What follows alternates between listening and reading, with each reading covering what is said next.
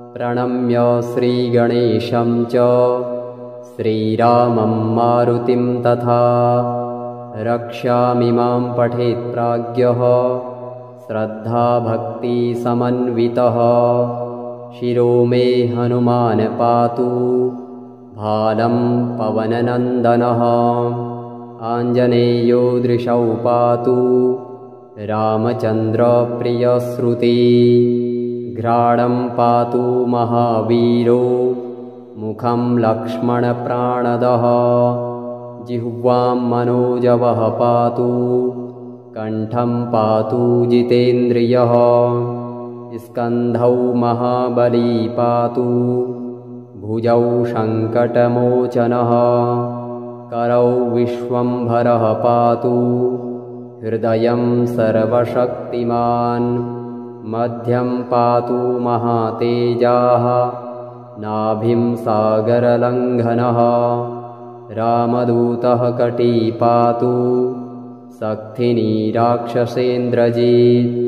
ऊरुपुच्छबलः पातु भीमगर्वापहारकः। जानुनी श्रीपदः पातु जङ्घे लङ्काप्रदाहकः।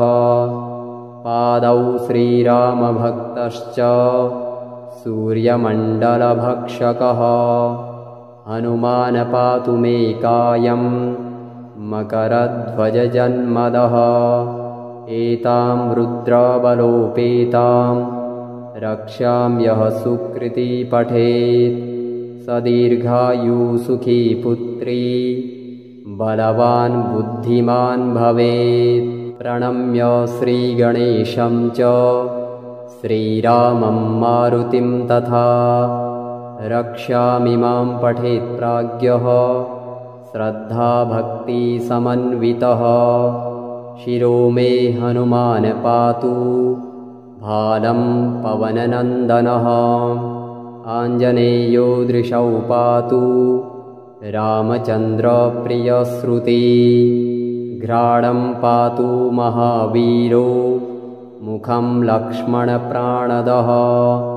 जिह्वां मनोजवः पातु कण्ठं पातु जितेन्द्रियः।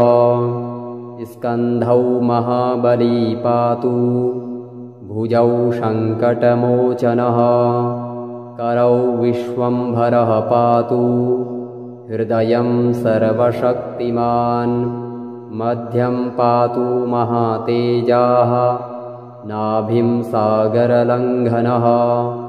रामदूतः कटी पातु सक्थिनी राक्षसेन्द्रजित्। ऊरुपुच्छबलः पातु भीमगर्वापहारकः। जानुनी श्रीपदः पातु जङ्घे लङ्काप्रदाहकः। पादौ श्रीरामभक्तश्च सूर्यमण्डलभक्षकः। हनुमान् पातु मे कायं मकरध्वजजन्मदः। एतां रुद्रबलोपेतां रक्ष्याम्यः सुकृती पठेत्। स दीर्घायु सुखी पुत्री बलवान् बुद्धिमान् भवेत्। प्रणम्य श्रीगणेशं च श्रीरामं मारुतिं तथा रक्ष्यामि मां पठेत् प्राज्ञः श्रद्धाभक्तिसमन्वितः। शिरो मे हनुमान् पातु भालं पवननन्दनः। आञ्जनेयो दृशौ पातु रामचन्द्रप्रियश्रुति। घ्राणं पातु महावीरो मुखं लक्ष्मणप्राणदः। जिह्वां मनोजवः पातु कण्ठं पातु जितेन्द्रियः। स्कन्धौ महाबली पातु भुजौ सङ्कटमोचनः। करौ विश्वम्भरः पातु हृदयं सर्वशक्तिमान्। मध्यं पातु महातेजाः नाभिं सागरलङ्घनः। रामदूतः कटी पातु सक्थिनी राक्षसेन्द्रजित्। ऊरुपुच्छबलः पातु भीमगर्वापहारकः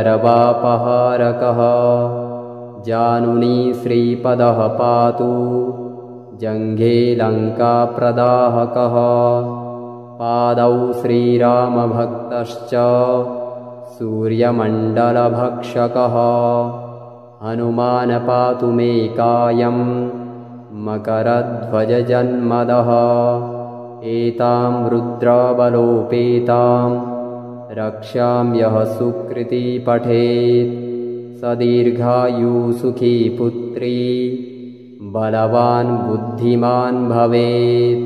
प्रणम्य श्रीगणेशं च श्रीरामं मारुतिं तथा रक्षामिमां पठेत् प्राज्ञः श्रद्धाभक्तिसमन्वितः शिरो मे हनुमान् पातु भालं पवननन्दनः आञ्जनेयो दृशौ पातु रामचन्द्रप्रियश्रुती घ्राणं पातु महावीरो मुखं लक्ष्मणप्राणदः जिह्वां मनोजवः पातु कण्ठं पातु जितेन्द्रियः स्कन्धौ महाबली पातु भुजौ सङ्कटमोचनः करौ विश्वम्भरः पातु हृदयं सर्वशक्तिमान् मध्यं पातु महातेजाः नाभिं सागरलङ्घनः रामदूतः कटी पातु सक्थिनी राक्षसेन्द्रजित् ऊरुपुच्छबलः पातु भीमगर्वापहारकः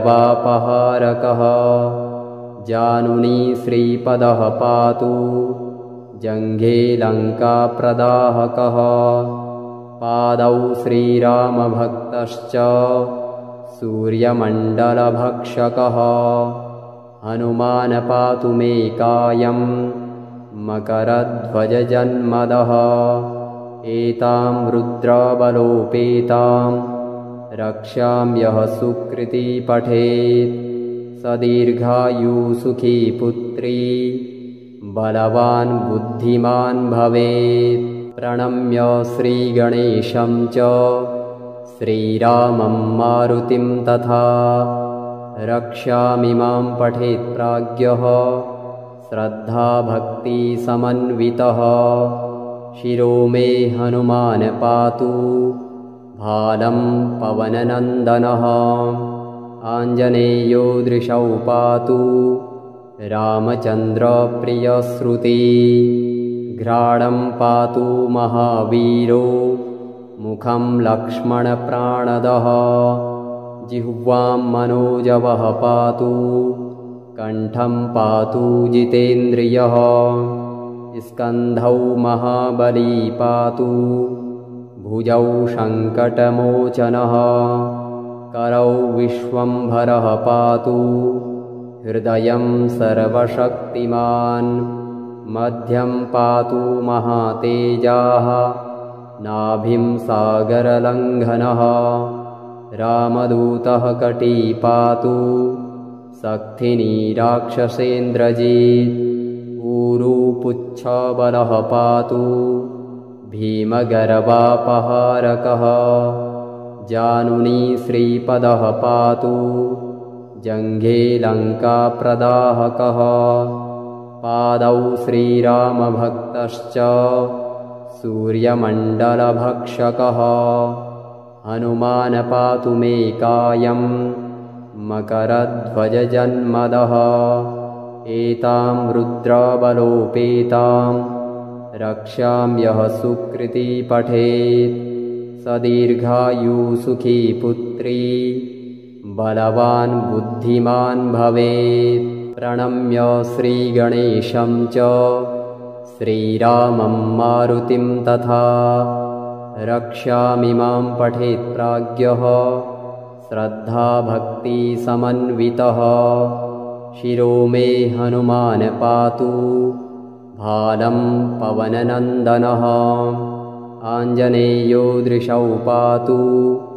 रामचन्द्रप्रियश्रुती घ्राणं पातु महावीरो मुखं लक्ष्मणप्राणदः जिह्वां मनोजवः पातु कण्ठं पातु जितेन्द्रियः स्कन्धौ महाबली पातु भुजौ सङ्कटमोचनः करौ विश्वम्भरः पातु हृदयं सर्वशक्तिमान् मध्यं पातु महातेजाः नाभिं सागरलङ्घनः रामदूतः कटी पातु सक्थिनी राक्षसेन्द्रजित् ऊरुपुच्छबलः पातु भीमगर्वापहारकः जानुनी श्रीपदः पातु जङ्घे लङ्काप्रदाहकः पादौ श्रीरामभक्तश्च सूर्यमण्डलभक्षकः हनुमान् पातु मे कायं मकरध्वजजन्मदः एतां रुद्रबलोपेतां रक्षां यः सुकृती पठेत् स दीर्घायु सुखी पुत्री बलवान् बुद्धिमान् भवेत्। प्रणम्य श्रीगणेशं च श्रीरामं मारुतिं तथा रक्षामिमां पठेत् प्राज्ञः श्रद्धाभक्तिसमन्वितः शिरो मे हनुमान् पातु भालं पवननन्दनः आञ्जनेयो दृशौ पातु रामचन्द्रप्रियश्रुती घ्राणं पातु महावीरो मुखं लक्ष्मणप्राणदः जिह्वां मनोजवः पातु कण्ठं पातु जितेन्द्रियः स्कन्धौ महाबली पातु भुजौ सङ्कटमोचनः करौ विश्वम्भरः पातु हृदयं सर्वशक्तिमान् मध्यं पातु महातेजाः नाभिं सागरलङ्घनः रामदूतः कटी पातु सक्थिनी राक्षसेन्द्रजित् ऊरुपुच्छबलः पातु भीमगर्वापहारकः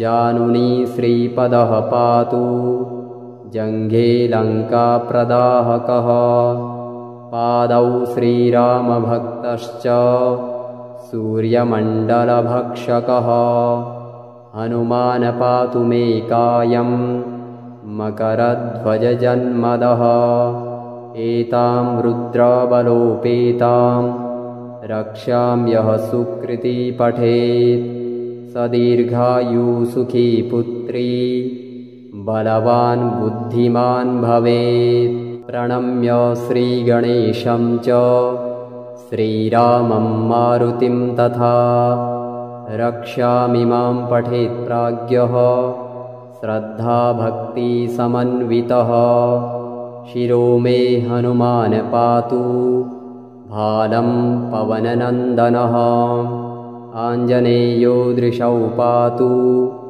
रामचन्द्रप्रियश्रुती घ्राणं पातु महावीरो मुखं लक्ष्मणप्राणदः जिह्वां मनोजवः पातु कण्ठं पातु जितेन्द्रियः स्कन्धौ महाबली पातु भुजौ सङ्कटमोचनः करौ विश्वम्भरः पातु हृदयं सर्वशक्तिमान् मध्यं पातु महातेजाः नाभिं सागरलङ्घनः रामदूतः कटी पातु सक्थिनी राक्षसेन्द्रजित् ऊरुपुच्छबलः पातु भीमगर्वापहारकः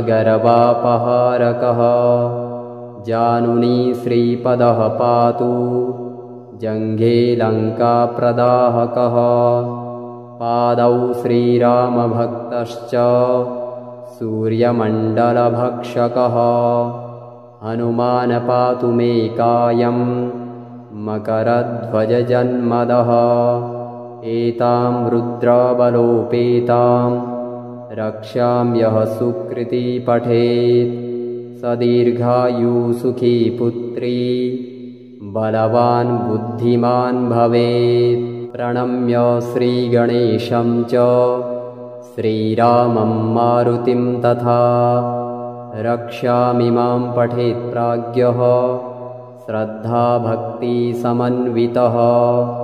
शिरो मे हनुमान् पातु भालं पवननन्दनः आञ्जनेयो दृशौ पातु रामचन्द्रप्रियश्रुती।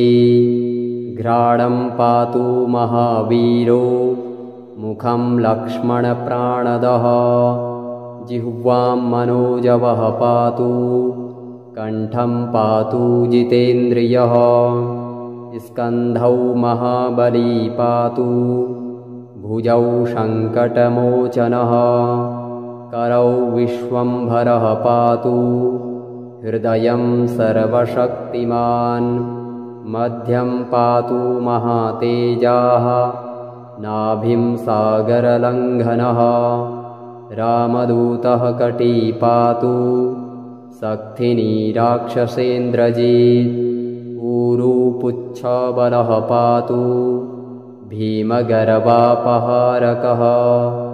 जानुनी श्रीपदः पातु जङ्घे लङ्काप्रदाहकः। पादौ श्रीरामभक्तश्च सूर्यमण्डलभक्षकः हनुमान् पातु मे कायं मकरध्वजजन्मदः। एतां रुद्रबलोपेतां रक्षाम्यः सुकृती पठेत् स दीर्घायु सुखी पुत्री बलवान् बुद्धिमान् भवेत्।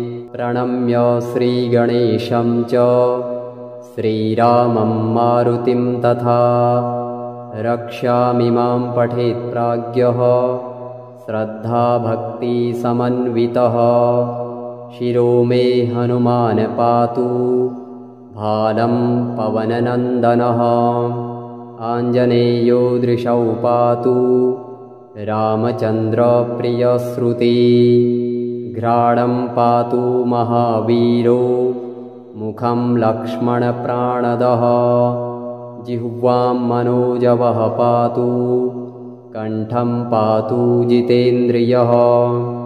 स्कन्धौ महाबली पातु भुजौ सङ्कटमोचनः करौ विश्वम्भरः पातु हृदयं सर्वशक्तिमान्।